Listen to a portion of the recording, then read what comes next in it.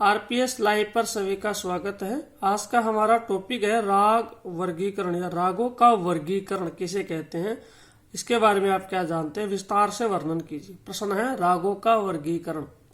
ध्यान दीजिए, राग वर्गीकरण वर्गीकरण प्राकृतिक नियमों का एक हिस्सा। वर्गीकरण का मतलब होता है बांटना, हिस्से करना, वर्ग करना, विभाजित करना, डिवाइड करना, वर्ग बनाना। वर्गीकरण प्राकृतिक नियमों का एक हिस्सा है। आदि काल से ही प्रकृति के कण कण में वर्गीकरण देखने को मिलता है।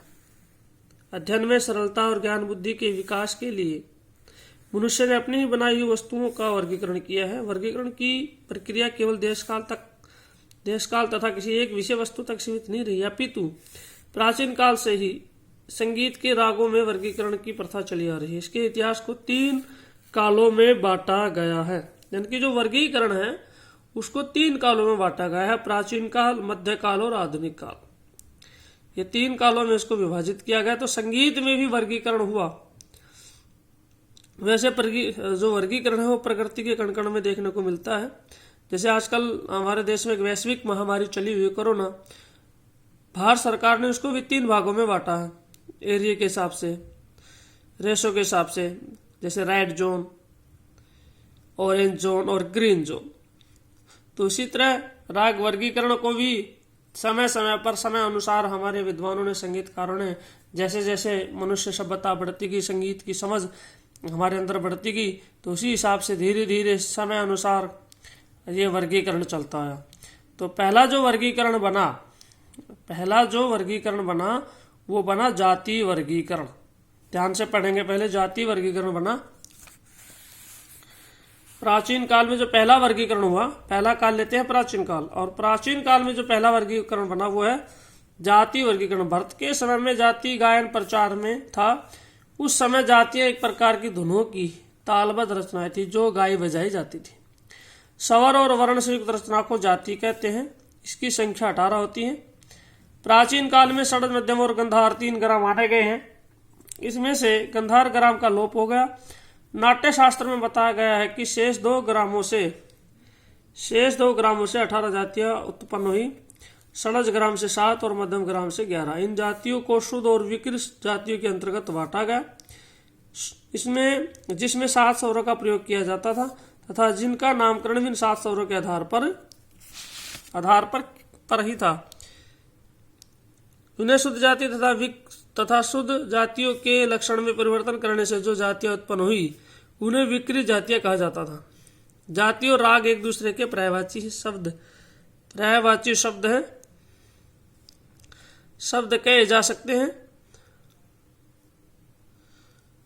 जिस प्रकार आजकल राग गायन प्रचार में है, उसी प्रकार प्राचीन काल में जाति गायन का चलन था। आइए अब इसको समझते हैं अच्छे से। आइए जाति वर्गीकरण को हम आराम से समझते हैं। जाति वर्गीकरण प्राचीन काल में सर्वप्रथम जाति वर्गीकरण का जिक्र किया या आरंभ किया। पहला जो वर्गीकरण बनाया वो बनाया भरत मुनि जी ने। भरत मुनि, ये वही भरत मुनि जी हैं जिन्होंने नाट्य शास्त्र की रचना की थी आज से 1800 वर्ष पूर्व। भरत मुनि जी ने नाट्य शास्त्र ग्रंथ की रचना की और संगीत की विस्तृत और बहुत अहम और मुख्य जानकारी इन्होंने इस ग्रंथ में लिखी। इन्होंने ही सर्वप्रथम पहला वर्गीकरण बनाया था, जाति वर्गीकरण। इन्होंने क्या किया, भरत मुनि जी ने 18 जातियां मानी। 18 जातियां मानी। ये 18 जातियां कहां से मानी? षड्ज ग्राम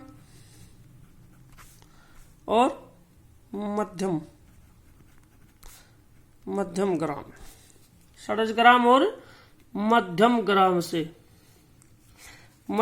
से 11 और षड्ज ग्राम से 7 जातियां मानी। कुल कितनी मानी? 18 जातियां। इन्होंने कुल 18 जातियां मानी। जाति तालबद्ध रचनाएं थी जो गाई बजाई जाती थी। जाति आज के समय में हम कह भी सकते हैं, सीधा सिंपल लिखें तो, जिसे जाति कहते थे प्राचीन काल में। आधुनिक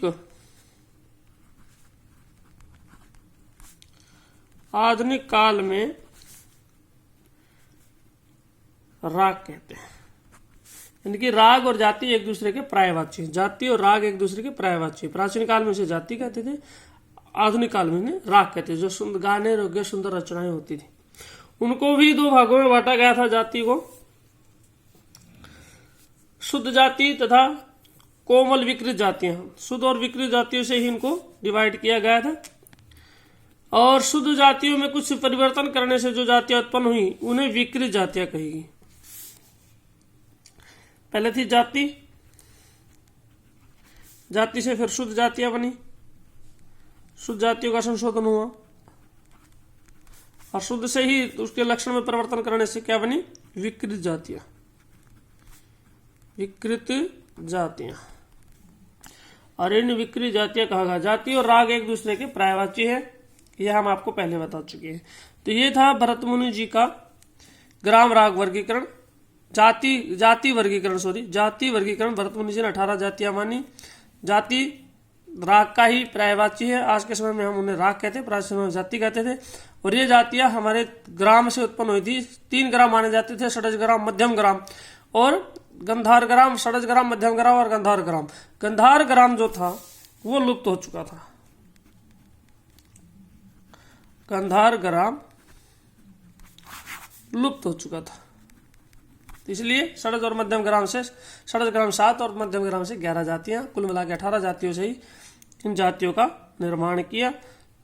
और इस तरह से भरत मुनि जी ने हमारे जाति वर्गीकरण का आरंभ किया, जाति वर्गीकरण बनाया।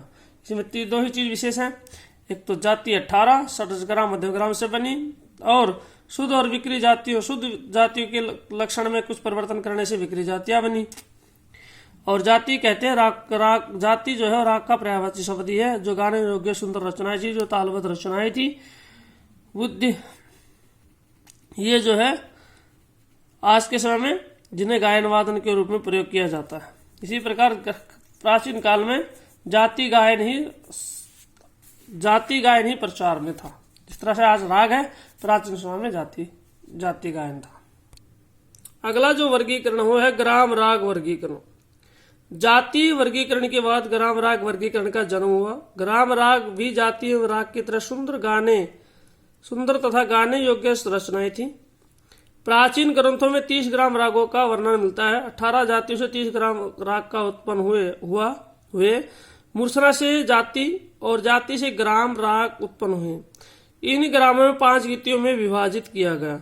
सुधा में 7, भीना में 5, गोड़ी में 3, बेसरा में 8, साधारणी में 7, कुल मिलाकर के 30 ग्राम राग थे, जो आगे चलकर आधुनिक रागों में विकसित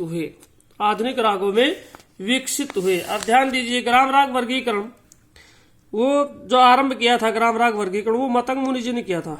किसने किया था? मतंग मुनि जी ने आरंभ किया ग्राम राग वर्गीकरण। उन्होंने क्या किया? भरत मुनि जी की 18 जातियों से 30 ग्राम राग बनाए। ये ग्राम कहां से बने? मूर्छना से।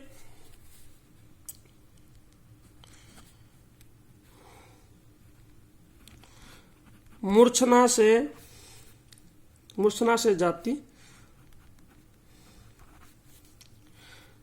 और जाति से ग्राम राग बने। इस तरह से श्रील मूर्छना से जाति और जाति से ग्राम राग बने। और ये भरत मुनि जी के 18 जातियों से 30 ग्राम उन्होंने बनाए। और उन्होंने क्या किया? उन्होंने 5 गीतियों में विभाजित कर दिया। 5 गीतियां बनाई। 5 गीतियां कौन सी? नंबर 1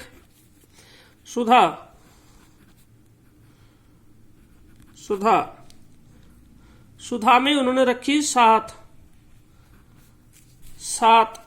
ग्राम रखे। फिर नंबर 2 पे रखा उन्होंने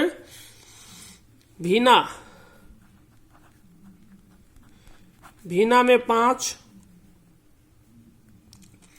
और तीसरी जो गीति बनाई, तीसरी में